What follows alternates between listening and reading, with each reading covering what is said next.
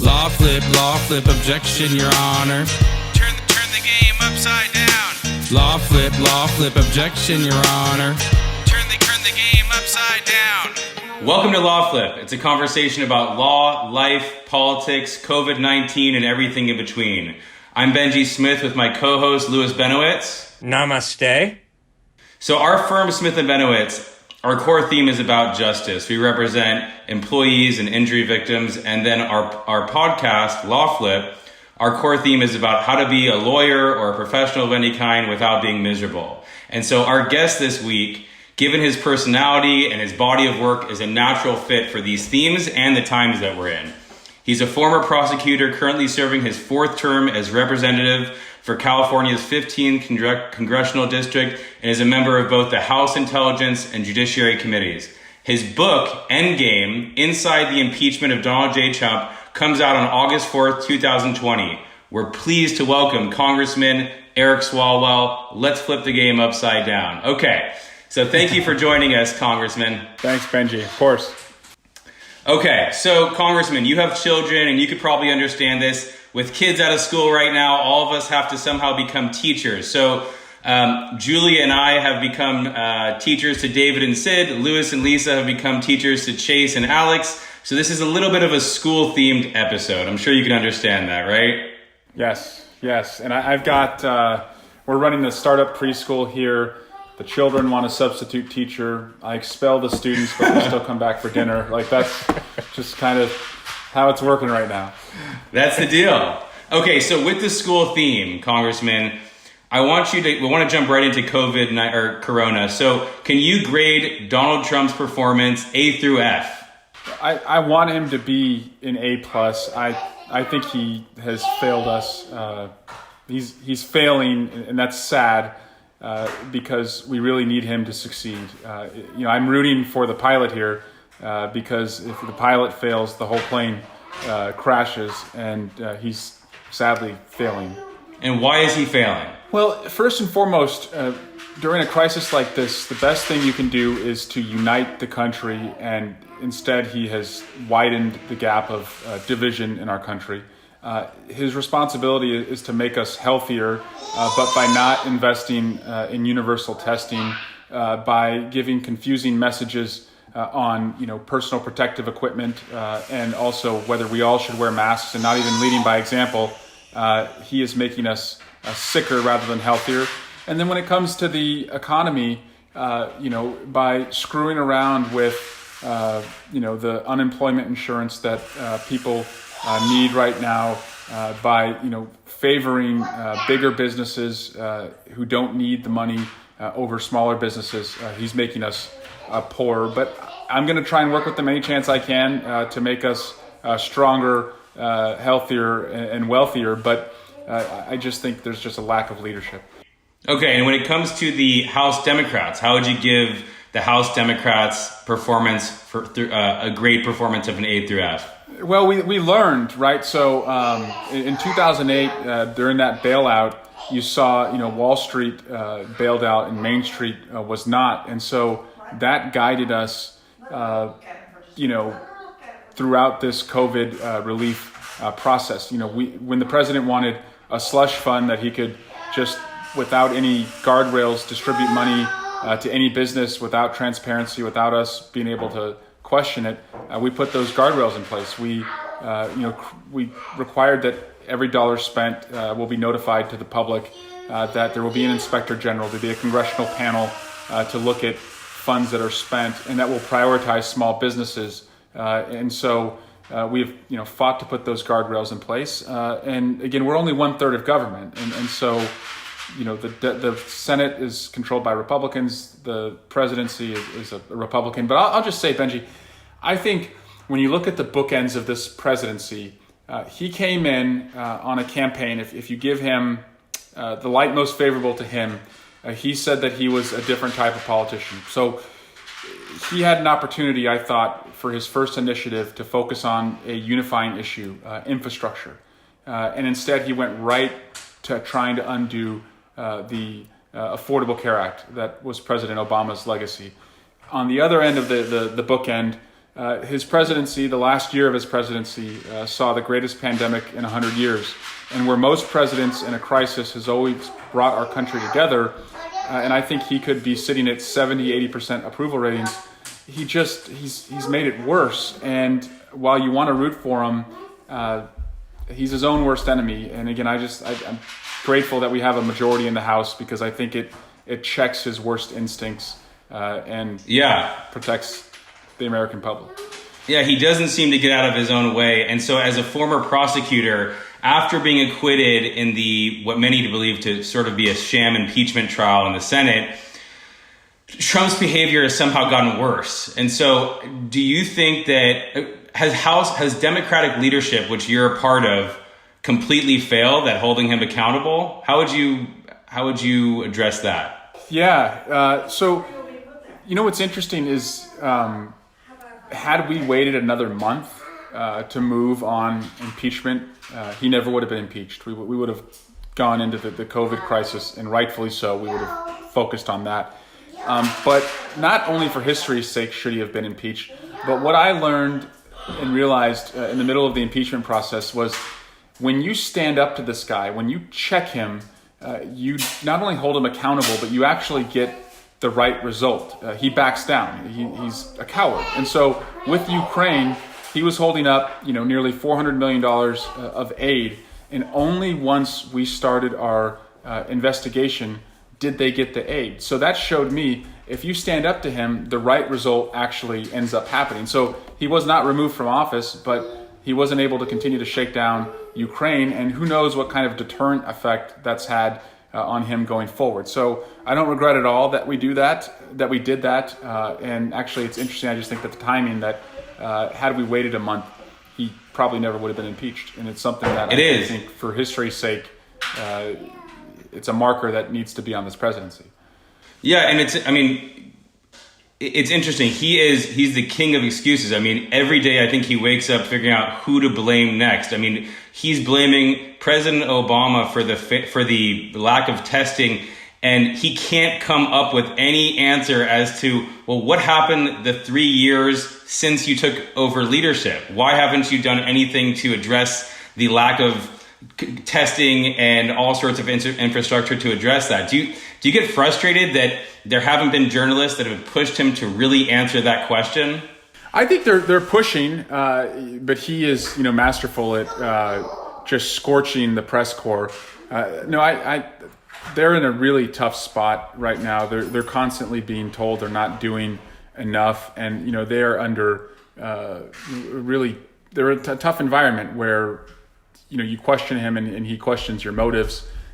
He goes after you in very personal ways. But he is not running against Barack Obama or Hillary Clinton this November. And so while he's had these foils that he's created in the past, he's the president. And re-elections are referendums on the candidate who's already in office. And so this is a referendum on his leadership, and he can't run away from that. Yeah, that's a good point. So on this topic, we have a follow-up question from government teacher Mrs. Pinkew. Her question is, Congressman, it feels like the idea of checks and balances is broken. If the Supreme Court ordered the IRS to turn over Trump's tax records and he orders otherwise, aren't the American people unable to protect themselves from an unchecked tyrannical executive? Yes, the president believes that he does not have to answer to Congress, and it's an idea that is as old as our country, checks and balances. It's what makes us different from a kingdom. And so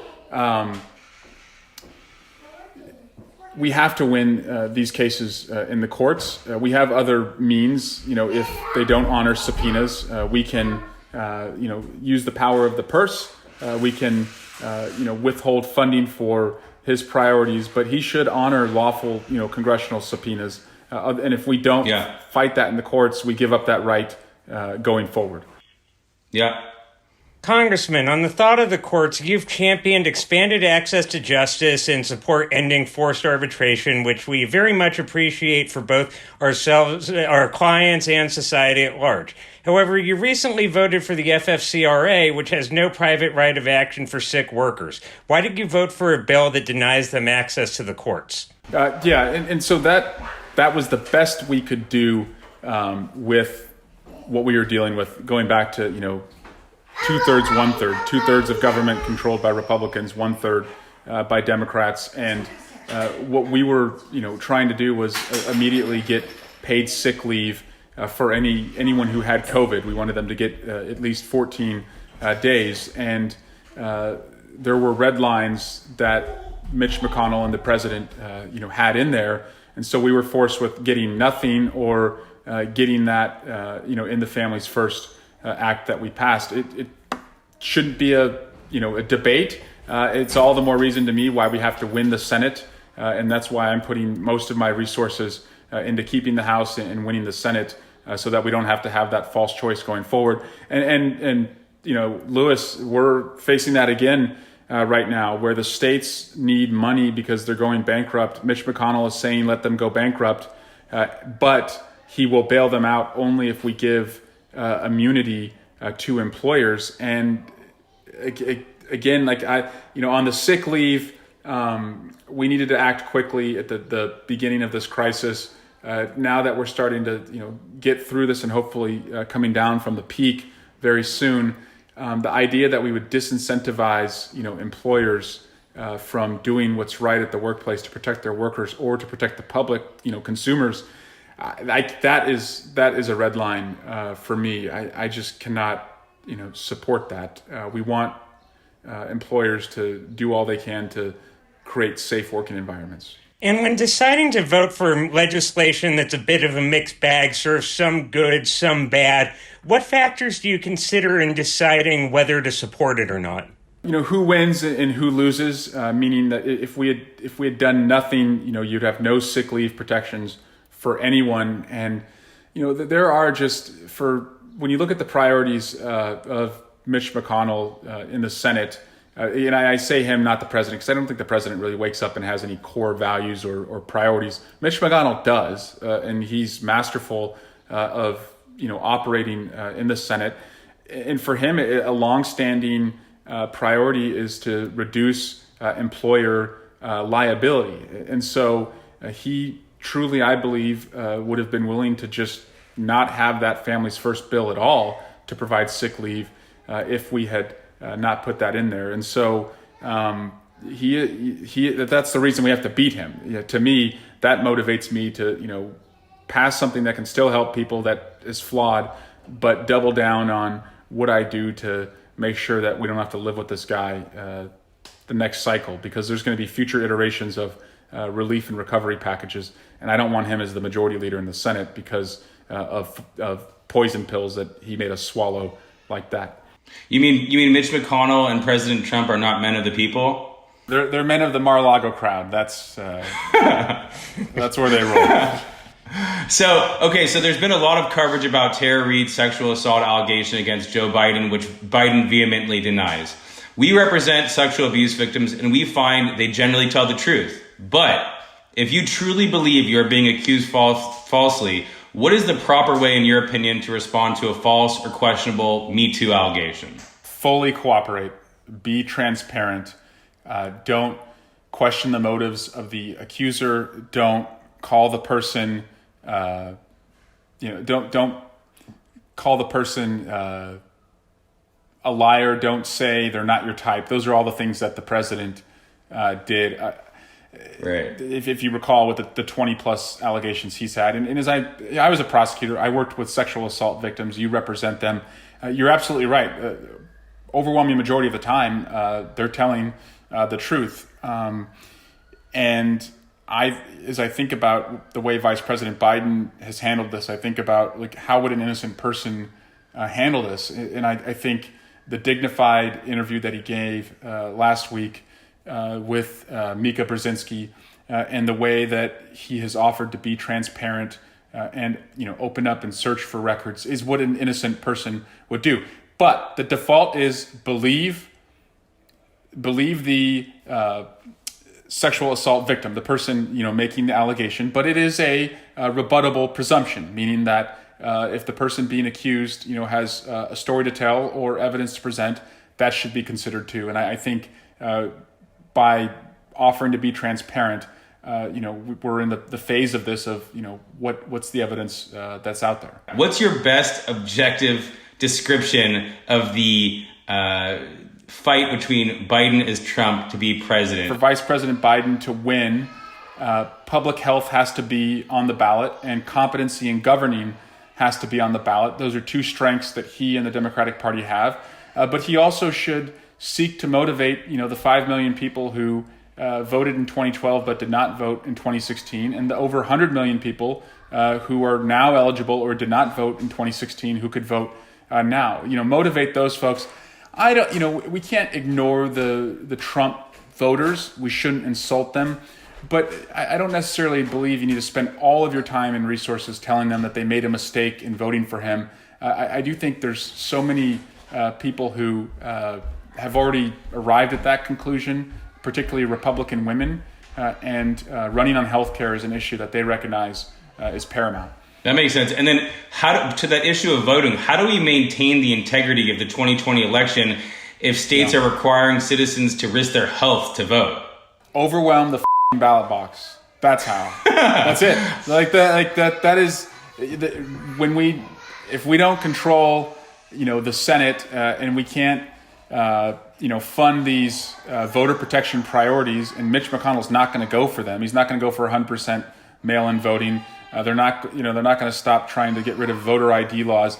The only other, remedy we have is to register as many people and then mobilize them as a force on the ballot box so that they can't be denied, win, and then make the changes to protect all future elections. But I don't like to publicly fret about voter issues, because my fear is that if we talk about the process too much, think about, a single mom in Michigan on election day, if she can't do mail-in balloting and she has to decide between, spending an extra hour in line or just picking up her daughter from daycare, getting her fed, getting her bathed, getting her to bed, she may just say, you know what, all the Democrats say my vote doesn't count anyway, I'm just going to stay home. So I think we just have to, again, overwhelm the ballot box and be counted. Okay, well, looking forward, because of social distancing, most of this year's graduating classes won't be having traditional ceremonies.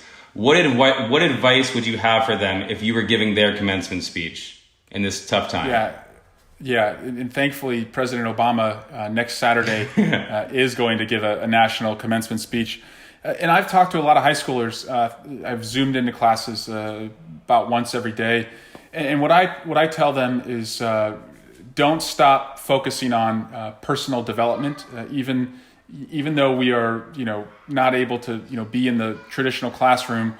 Now is the time to hone skills, find hobbies and sports and activities, rule in and rule out what you like. But you can there's a lot of things you can still do and to hone those skills, to not socially isolate yourself, physically isolate yourself, but recognize that this is going to build resilience for you, and it's going to define your entire life, that you live through this. And if you can come out of it with resilience, you're going to be better off in the workforce. And finally, if you think this is hard on you, it's even harder on your parents and your grandparents, because they weren't built like you. They're not digital natives. And so it's really hard for people who grew up going to the bowling alley, with their friends, or going to a movie theater, on Friday night with their neighbors, or, having the block barbecue. It's hardest on them because they're not digital natives. So reach out to them and make sure that they're doing okay, because they need you more than you think. That's great advice. Okay, finally, we have Legal Tip of the Week. It's a segment presented by Smith & Benowitz. It's a class action employment and personal injury firm. So, Congressman Swalwell, what is your legal tip of the week? Okay, that's a great question. And of course, I am not offering legal advice. I miss the courtroom. Look, I grew up believing always tell the truth. Now, we have a great system where if you don't want to, talk to an investigator, you have that right. But I'll just give you a brief story, if that's okay. When I was a teenager, a friend of mine was working at a clothing store and gave me a discount I didn't deserve, and he and I both got arrested. And I applied to work in the same prosecutor's office like 4 or 5 years later, And after I went through all the interviews, the prosecutor that was hiring gave me a random county form to just fill out for employment. And there was a box there that you had to check if you've ever been arrested before. And I thought, what are the chances that they're going to run like a rap sheet? They probably this is just a formulaic process. But I just thought, you know what? I don't want to risk it. I'll just tell them the truth. And it was awkward, and I had to tell the whole story. And then when I applied for the bar exam, again, I could have risked that they wouldn't have run a background check because they're not doing it on everyone. They probably are just auditing it. But I checked the box again, and my moral character process took a little bit longer because they had to go get all the police report and the court reports. But I've just found that my career advanced a lot faster because I just owned up to the past by just being straightforward about it than trying to cover it up. I love that. That is a great legal tip of the week. So my legal tip of the week is, if you're sick, even if you're at home, working from home, do not be afraid to use your sick pay. It is illegal for your employer to retaliate against you for using your sick pay, even if you're at home. Louis, what is your legal tip of the week? Keep good track of your time. Working from home lends itself to all sorts of possibilities for working outside of normal business hours. And regardless of whether you're working inside or outside normal hours, you're entitled to be paid for all your working time. So keep good track of it and submit it to your boss so you can get paid. Okay, deal of the week, our famous deal of the week segment. Congressman Swalwell, please give us your deal of the week. Yeah. So deal of the week, I would say, if anyone likes to cook, I like to. I don't really understand the chemistry of food. I think cooking is like playing a musical instrument. You really have to be born with it, and you can learn a little bit and get better.